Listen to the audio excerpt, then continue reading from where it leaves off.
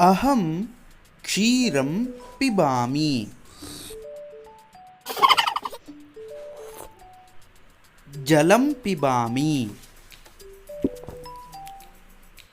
चायं पिबामि। क्षीरं जलं चायं च पिबामि। क्षीरं जलं चायं च पिबामि। रामः वनं गच्छति। सीता वनं गच्छति। लक्ष्मणः वनं गच्छति। रामः सीता लक्ष्मणः च वनं गच्छन्ति। पुस्तकम् अस्ति। कृष्णफलकम् अस्ति। दिनपत्रिका अस्ति।